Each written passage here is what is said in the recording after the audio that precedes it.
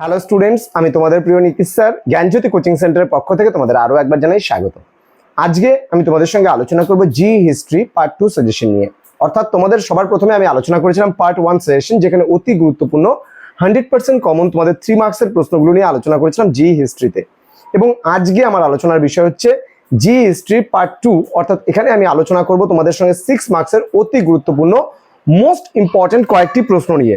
সর্বমোট 14টি প্রশ্ন তোমাদেরকে দেব এবং এর মধ্যেই কিন্তু তোমরা কমন পাবেই, কারণ জি হিস্ট্রি সিলেবাসটা তোমাদের প্রচুর বড়, কিন্তু এখানে সাজেশনটাও তাই বলে একটু বেশি হচ্ছে। প্রতিটাই যেখানে আমরা 12টা করে সাজেশন দিয়ে থাকি 6 মার্কসের জন্য, এখানে কিন্তু আমরা দিচ্ছি তোমাদের জন্য মাত্র 2টো প্রশ্ন একটু বেশি। তো চলো শুরু করছি আজকের ক্লাসটি শুরু করার পূর্বে তোমাদেরকে বলবো, যারা এখনো আমাদের অফিসিয়াল যে ইউটিউব চ্যানেল রয়েছে সাবস্ক্রাইব করনি, তারা অবশ্যই চ্যানেলটিকে সাবস্ক্রাইব করে পাশে থাকা বেল আইকন অল প্রেস করো এবং বন্ধুদের সঙ্গে ক্লাসটি শেয়ার করো, যাতে নেক্সট টাইমে কোনো ভিডিও আপলোড করলে তার নোটিফিকেশন তুমি সবার আগে পেতে পারো। এছাড়া আমাদের কাছে যদি অনলাইনে তোমরা যুক্ত হতে চাও, তাহলে অবশ্যই যোগাযোগ করতে পারো। আমাদেরই অফিসিয়াল নাম্বার 6295916282 নাম্বার এবং 7076398606 নাম্বার। তোমাদের টোটাল কোর্স ফি রয়েছে প্রোগ্রাম কোর্সের জন্য মাত্র 499 রুপিস। কিন্তু জি যারা 4th সেমিস্টার স্টুডেন্ট রয়েছে জি হিস্ট্রিতে, তারা যদি আমাদের কাছে শুধুমাত্র জিটা পড়তে চাও, তাহলে সেক্ষেত্রে কিন্তু 199 রুপিস তোমাকে পে করতে হচ্ছে। চলো শুরু করছি আজকের ক্লাসটি। প্রথম প্রশ্ন, শুলি কুল সম্পর্কে টিকা লেখো। এটা 6 মার্কসের জন্য খুব গুরুত্বপূর্ণ একটি প্রশ্ন। দেন ইকতা শব্দের অর্থ কি? ইকতা ব্যবস্থার বৈশিষ্ট্যগুলি সম্পর্কে আলোচনা করো। ইকতা ব্যবস্থার বৈশিষ্ট্যগুলি সম্পর্কে আলোচনা করো। প্রশ্ন নম্বর 3, টিকা লেখো জ্যোতিবা ফুলে। এটা কিন্তু আমি তোমাদেরকে 3 মার্কসের জন্য কিন্তু পড়তে বলেছিলাম।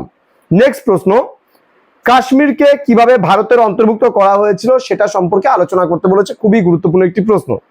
দেন মহাত্মা গান্ধী কেন অসহযোগ আন্দোলনকে প্রত্যাহার করার কথা ভেবেছিলেন, বা অসহযোগ আন্দোলনকে কেন প্রত্যাহার করে নিয়েছিলেন, খুবই গুরুত্বপূর্ণ প্রশ্ন।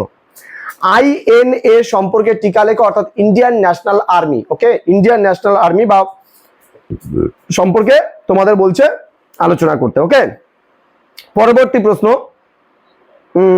ঔরঙ্গজেবের জিজিয়া কর সম্পর্কে আলোচনা করো, বা জিজিয়া কর সম্পর্কে টিকা লেখো।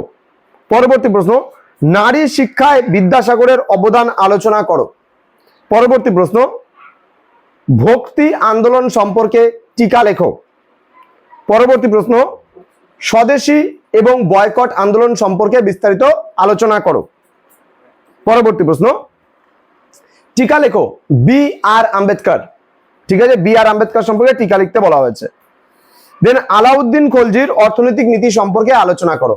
ওকে, আলাউদ্দিন খলজির অর্থনৈতিক নীতি সম্পর্কে আলোচনা করো। পরবর্তী প্রশ্ন, চিরস্থায়ী বন্দোবস্তের দোষ গুণ সম্পর্কে আলোচনা করো। দেন নবজাগরণ বলতে কি বোঝো? 19 শতকের নবজাগরণের সীমাবদ্ধতাগুলি সম্পর্কে আলোচনা করো। এই 14টা প্রশ্ন তোমরা খুব ভালো করে পড়বে। আমি খুব তাড়াতাড়ি পরবর্তী ক্লাস নিয়ে আসবো, যেটা পার্ট 3, যেখানে আমি আলোচনা করব তোমাদের সঙ্গে মোস্ট ইম্পর্টেন্ট তোমাদের 12 নম্বরের যে প্রশ্নগুলো আছে সেই প্রশ্নগুলো নিয়ে। তো খুব তাড়াতাড়ি দেখা হবে পরবর্তী নতুন কোনো ক্লাস নিয়ে। তোমরা প্রত্যেকে ভালো থেকো, সুস্থ থেকো। Thank you so much, thanks for watching. After all, thank you.